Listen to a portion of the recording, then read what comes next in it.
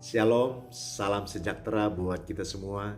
Kiranya Bapak Ibu disertai dan dilindungi serta diberkati Tuhan senantiasa.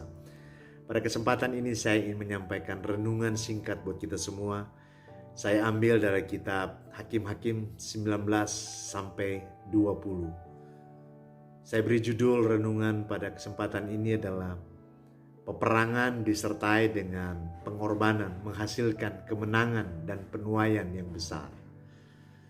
Hakim-Hakim 19:20 berbicara tentang peperangan antara bangsa Israel dengan suku Benyamin, di mana suku Benyamin atau kelompok suku Benyamin yang dikuasai oleh pikiran hati yang jahat. Alkitab katakan bahasanya adalah Dursila, di mana sekelompok orang ini memperkosa salah satu gundik dari suku Lewi sampai mati. Inilah penyebab peristiwa peperangan terjadi di antara dua suku ini.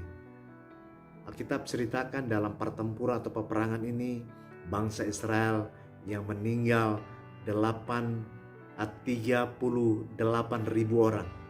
Jadi 38.000 orang Israel mati dalam pertempuran ini. Demi sebuah kebenaran yang harus ditegakkan, mereka rela berkorban nyawa mereka. Bagaimana dengan saudara? Sudahkah saudara rela berkorban nyawa saudara demi sebuah kebenaran ditegakkan? Bagaimana dengan rumah tangga saudara? Apakah saudara rela menegakkan kebenaran dan mengorbankan hidup saudara? Ini penting bagi gereja Tuhan. Ini yang Tuhan lagi cari dalam gereja Tuhan.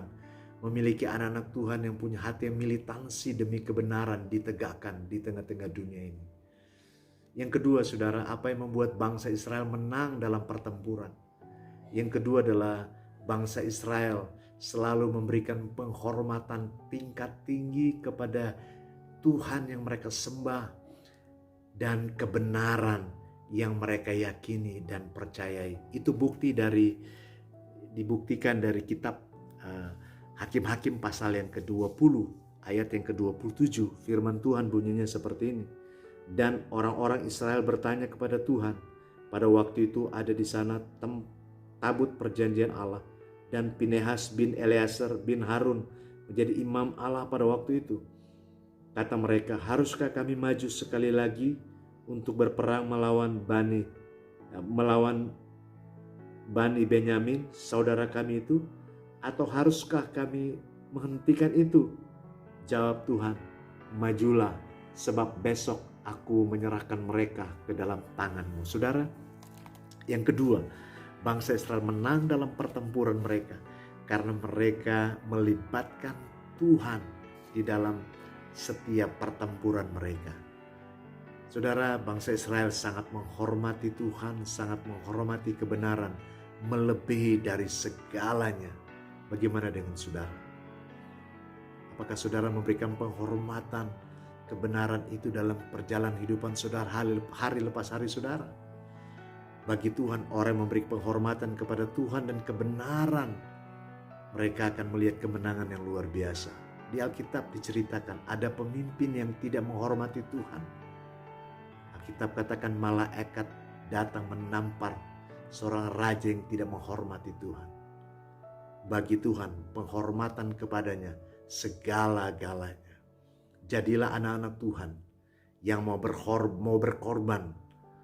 Dan yang kedua, jadilah anak-anak Tuhan yang melibatkan Tuhan dan menghormati Tuhan dari setiap perjalanan kehidupanmu.